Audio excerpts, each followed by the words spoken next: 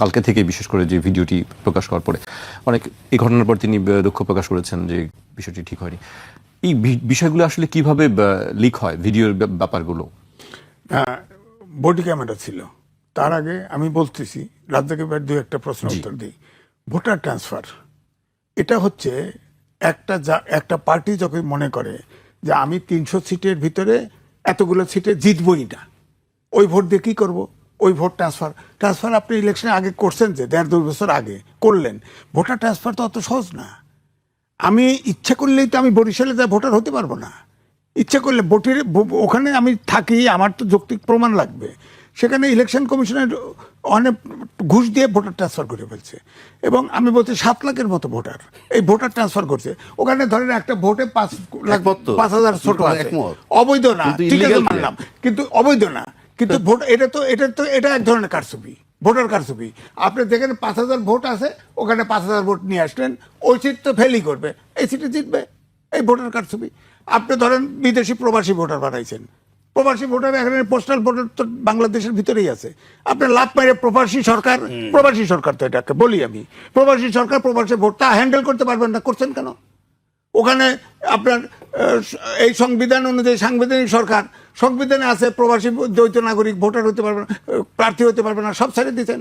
ওখানে দ্বৈত, আমি তো একটা টেলিভিশনে রাত্রে কথা বলতেছি, আমেরিকান সিটিজেন, সে ভোটার হয়েছে, সে ভোট দিবে। সে যদি ভোটার বানাইলেন, সে যদি প্রার্থী হতে চায়, কি করবেন বলেন? এইসব গোজামিল তো হবে না।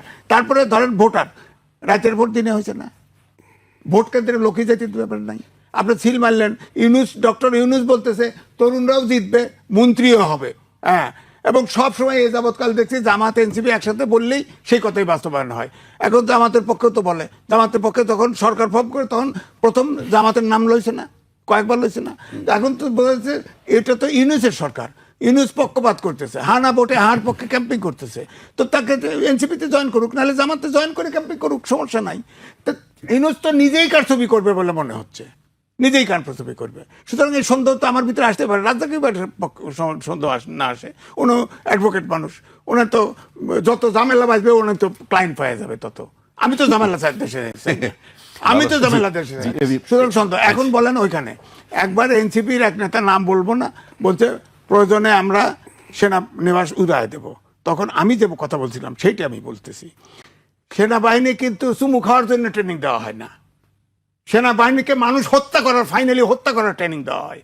ওই বেটায় ডাক্তার শিক্ষিত হয়েছে, তার বডি ক্যামেরা রয়েছে, ওই যে এমপি, তার বডি ক্যামেরায় সব রেকর্ড হচ্ছে। ওই বেচারা তাকে ছাড়া কোনো কথা বলে নাই। তাকে বলা হয়েছে তার নিরাপত্তা দেওয়া হবে, খালি আর্মসটা নিয়ে ভিতরে না ঢুকলে, ওটা তাদের বারণ আছে। আপনার সব জায়গায় এটা তো বোঝা যাচ্ছে যে আমাদের ক্ষমতায় গেলে তো ক্যান্টনমেন্ট তো উড়াই দিবে। সুতরাং তাকে গ্রেপ্তার করে নাই, এইটা আমার অভিযোগ সেনানিবাস সম্পর্কে। তাকে ঢুকতে দেয় না এটা না, সে যা ভাষায় বিয়ে করছে। আমি তারেক রহমানের প্রতিদ্বন্দ্বী, আরে বাপের বেটা, তারেক রহমানের ওই পাস করবি তুই বেটা, ওইটা দেয়।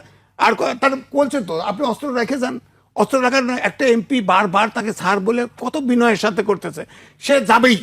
হ্যাঁ, শেষ পর্যন্ত তার সিনিয়র অফিসারকে লাগাই দিয়েছে, তার সাথে আবার টেলিফোনে কথা বলছে। আইন তো ভাঙতে পারবে না কেউ, কারণ এটা সেনাবাহিনীর বোর্ডের সিদ্ধান্ত। ওখানে আপনি অস্ত্র অনেক সারা রাস্তায় রাস্তায় গাড়ি চালা যায়, কি ট্রাফিক ভেঙে ছুড়ে যায়, আমরাও যাই। ক্যান্টনমেন্টে ঢালদার ঢুকলেই, জাহাঙ্গীর গেটে ঢুকলেই তো সোজা হয়ে যান, আর তো থাকেন না। এবারটা এমপি দাঁড়াইছে, সোজা হয় না, ওরে ঘেটটির দেওয়া, ওকে গ্রেপ্তার করা উচিত ছিল, গ্রেপ্তার করে বুটের গুতায় ওরে আক্কল দিয়ে দেওয়া উচিত ছিল। ছেড়ে দিতে কেন ওকে? এখন আবার দুঃখ প্রকাশ আছে নাকি?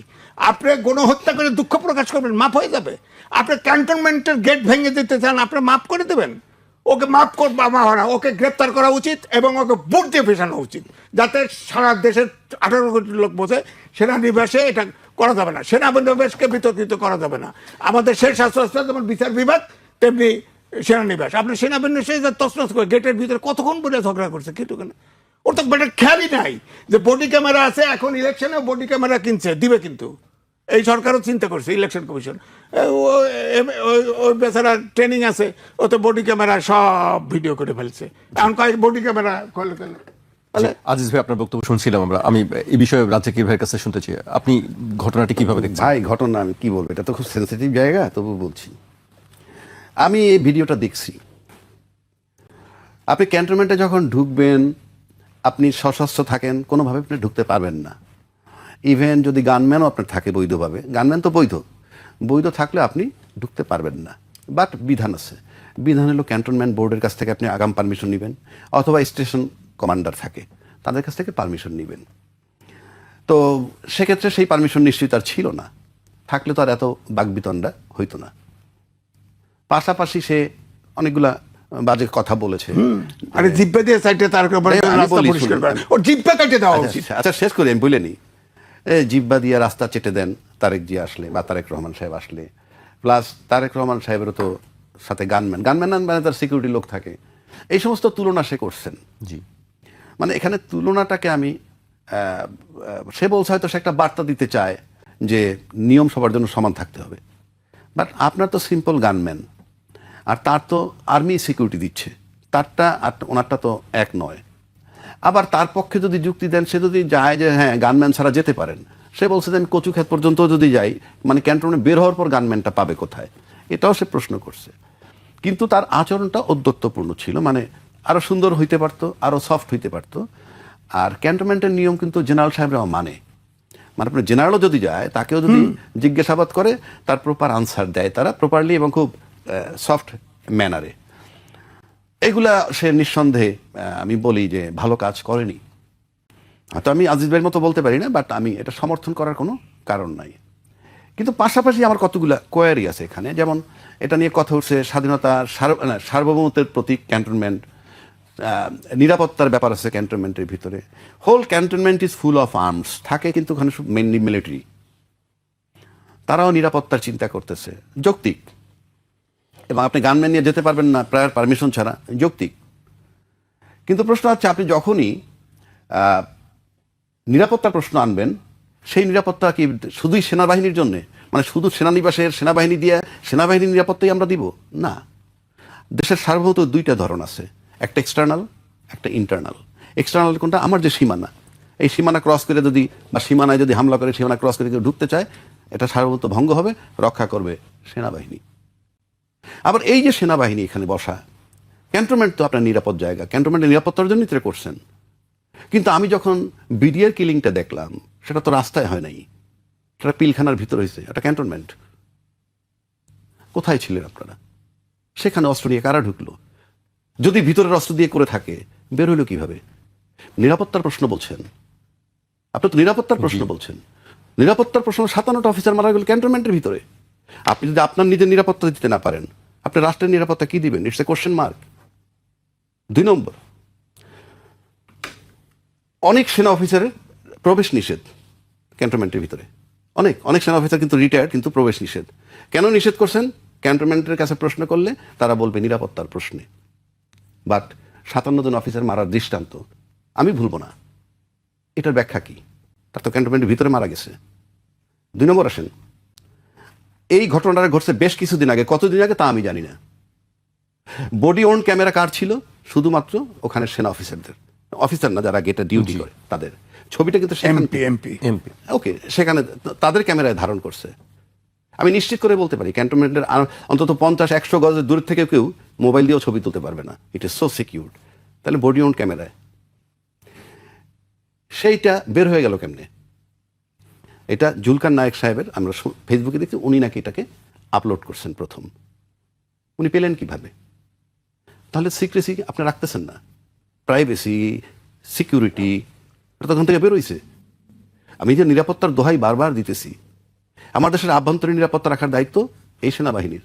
57 অফিসার তো বললামই। ইন এডিশন আয়নাগর, মেজর সিনার বুকে তাজা গুলি মারছে পুলিশ। এটা কিন্তু আপনার আভ্যন্তরীণ সার্বভৌমত্বের ভিতরে পড়ে। গত 16 বছর কি হয়েছে আমরা জানি। সেনাবাহিনী যে শুধু বলেন নিরাপত্তা, এই স্নাইপার দিয়ে গুলি করছে হেলিকপ্টার দিয়ে জুলাইতে। তো আপনি তো আমার দেশের মানুষ মারার জন্য না, সেনাবাহিনী একমাত্র বহিঃশত্রু দ্বারা আক্রমণ হইলে, আবার যদি রাষ্ট্রের এমন কোনো রাষ্ট্রদ্রোহী হয় যাকে কোনোভাবে নিয়ন্ত্রণ করা যাচ্ছে না, সেক্ষেত্রে তারা মারতে পারে। আর হলো বহিঃশত্রু যদি আমাকে আক্রমণ করে, 2টা জায়গায় মৃত্যুর জন্য they are permitted, otherwise not in no way. আপনি আপনার দেশের লোক মারতে পারবেন না। আমি দেশের আভ্যন্তরীণ সার্বভৌমত্বের কথা বলছি। তারপর আসেন, কতগুলো জিনিস মিলে যায়। আপনি এখন এই মুহূর্তে, ঘটনাটা অন্তত 2 সপ্তাহ আগের, কেউ বলে 1 মাস আগের, ঠিক আছে, এখন পাবলিশড হইলো কেন? এখন এই মুহূর্তে প্রকাশ হইলো কেন? 2-3 দিন 4 দিন আগে একটা আলতাফ সাহেব, ওনাদের বিএনপির লোকই, সে বলছে বিএনপির প্রার্থী চুজ করছে কারা, সেখানে সে ডিজিএফআইর নাম বলছে, এনএসআইর নাম বলছে, পুলিশদের নাম বলছে, এরা চুজ করে দিয়েছে প্রার্থী। তো এই যে চুজ করার সাথে আপনি যেগুলো মিলান, এবং এই মুহূর্তে এটা দেওয়া মানে কি, এই মুহূর্তে এটা পাবলিশ করা মানে কি জামাতের পক্ষে কাজ করা, যে জামাতের ভোট বাড়বে, জামাতের পক্ষে কাজ করা যদি হয়, তাহলে এই পক্ষপাতিত্ব কেন করবে? আমি কি বুঝাইতে পারছি? আমি আবারও বলছি, এটা কি জামাতের পক্ষে করা, যে জামাতের ভোট বাড়বে, নাকি জামাতের মাধ্যমে সিক্রেসি, মানে জামাতের ঘটনাকে কেন্দ্র করে আমার সিক্রেসি, প্রাইভেসি যে বাইর হয়ে গেল, সব কিছু মিলে যদি জামাতকে দায়ী করে, জামাত কি ভোট বেশি পাবে? যদি ভোট বেশি পায় সেজন্য করে থাকলেও তো জামাতকে ফেভার করছেন আপনি। কি রাইট আছে তাইলে তার? আর বডি অন ক্যামেরায় তাহলে তো অনেক কিছুই থাকতে পারে, শুধু কি এইটুক? নাকি এই যে যে আপনার এই যে জিনিসটা যদি জামাতের বিরুদ্ধে যায়, কথার পক্ষে গেলে তো সেটাও পক্ষপাতিত্ব, বিরুদ্ধে যদি যায় তাও তো অন্য কারো পক্ষপাতিত্ব। So it's a question mark.